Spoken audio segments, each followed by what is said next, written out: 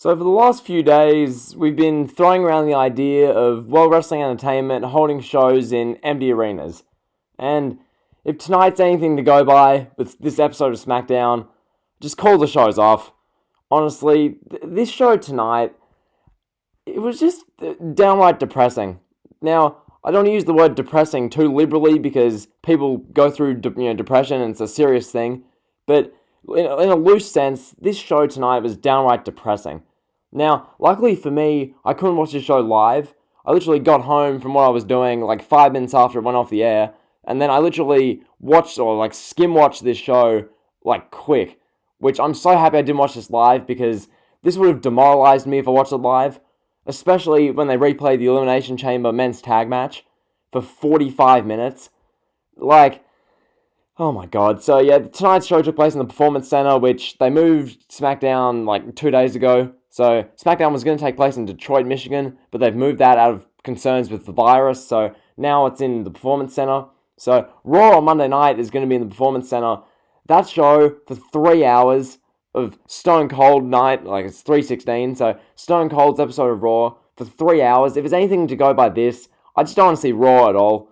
And if WrestleMania is going to happen without fans, I don't want it now. After seeing what this looked like tonight, I don't want to see it. It literally feels like you're watching a WWE tryout in the Performance Center, only the lighting's blue. That's genuinely what this felt like. I'm watching this, I'm thinking to myself, this is just sad. I honestly felt kind of sad watching this. I'm like, this is what we've come to. This is what this virus has done to us. Now we're watching these wrestling shows. It's like tonight the matches we got, Sasha Banks and Bayley versus Nikki Cross and Alexa Bliss in a tag match, which that was the first match of the night, and already I knew during that match, this isn't going to work. This empty arena thing is not going to work. Just in that first match, I knew that. And then you rolled on with the show. We had a couple of backstage segments, a Roman Reigns interview in the ring, which was whatever. Then we got a 35 to 40-minute replay of that Elimination Chamber tag title match, as if anyone needed to see that again. And then we proceeded to get Daniel Bryan versus Cesaro and Jeff Hardy versus King Corbin for 6 minutes each. And then we got a main event Cena interview with Bray Wyatt as well. So that was literally the show. If you're barely seeing any reviews in the community, fair enough, because this show tonight, the only real notable thing on it, besides the Cena and Wyatt thing, was Triple H getting demoted to a commentary role. I mean, Triple H had fun with it. He was the highlight of the show. You're seeing the thing on screen now where he's, filming Michael Cole. And he did a couple of things throughout the night, which are pretty funny. Mojo Rawley was on commentary. Triple H and Mojo, assaulted Michael Cole and stuff. But on the whole, it was just a sad show to watch. It really was. And you think in the grander scheme that WrestleMania is either not going to happen at all because they're not doing it in front of 80,000 people, given the travel bans and the hysteria around the virus. So they're not going to do WrestleMania 36 inside a big stadium in Tampa. So WrestleMania 36 is either going to be postponed for 4 months minimum, or it's going to take place in the Performance Center or an empty arena. And empty arena wrestling shows, I said in the videos I made the last few days that it's just going to look and sound terrible, and it really did. This was rough tonight. When wrestlers would make entrances and they'd motion to the crowd and there'd be no one there, it's just depressing. It really is. Honestly, this was hard to watch. Normally, I rant on SmackDown, I rip it apart, I trash the show, and justifiably so. SmackDown's god-awful. But normally, it's because of the content they're producing. Tonight, the content was whatever, but it was just how depressing the show felt.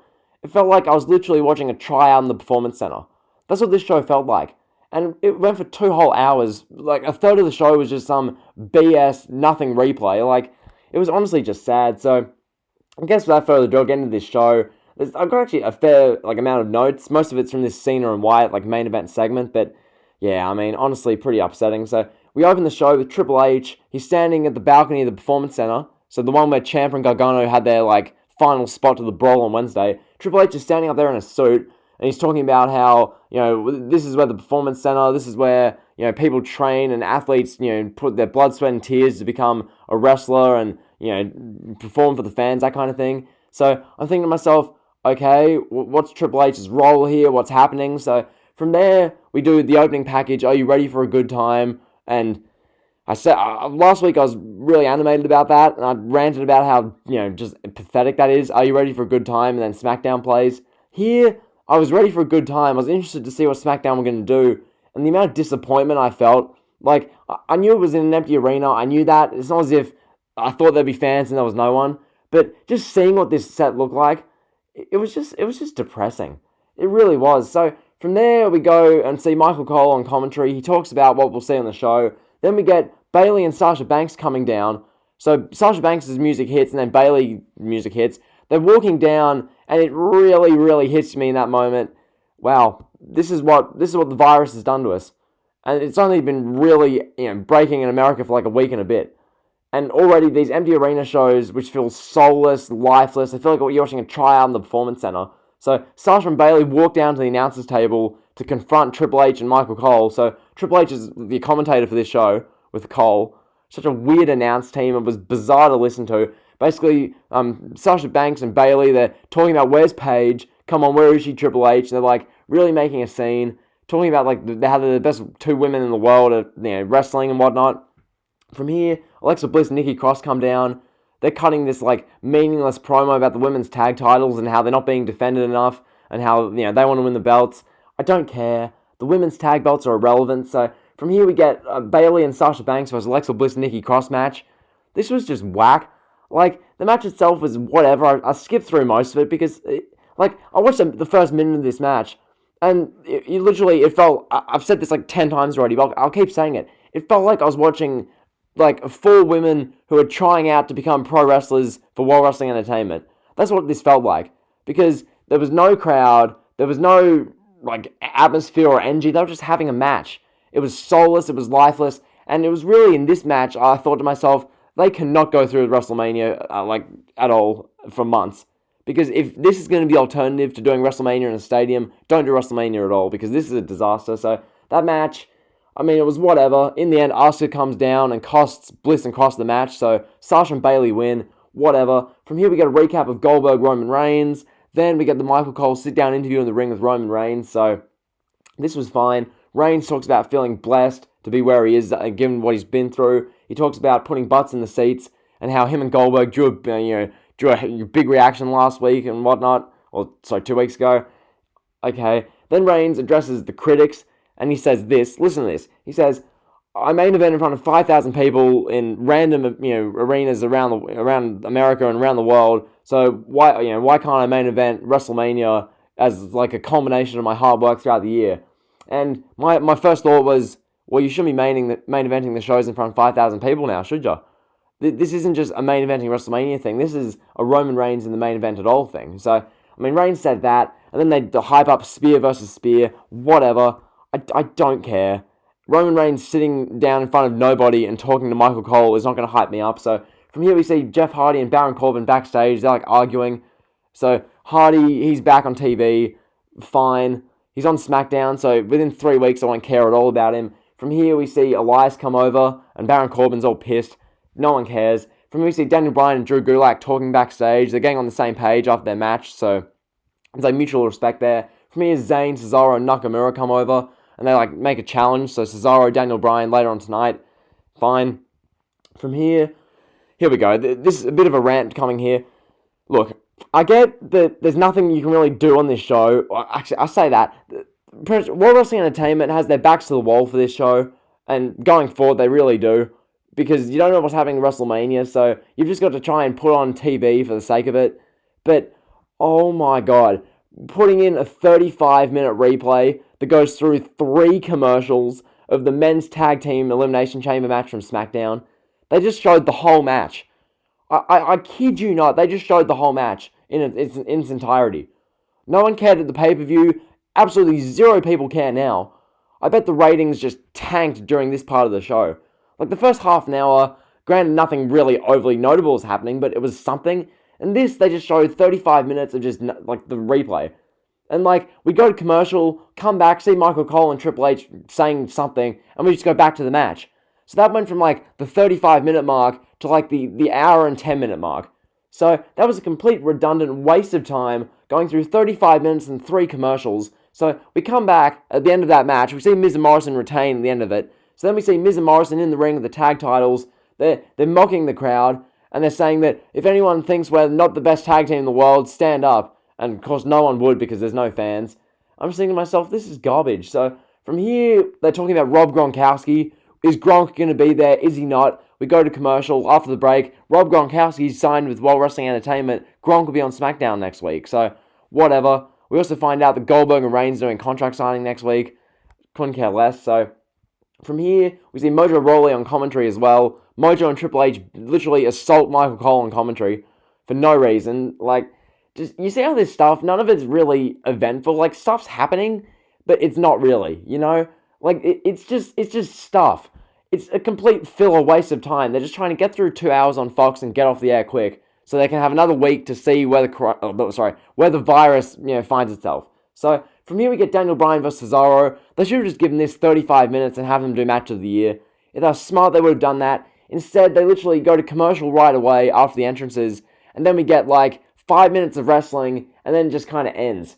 And it was like, okay, like the thing just kind of, it just ended. So Bryan Cesaro, Bryan vs Sami Zayn at WrestleMania is going to be cool, but I mean, this was whatever. So from here we got Jeff Hardy versus King Corbin. Jeff Hardy just beats Corbin in like 5 minutes.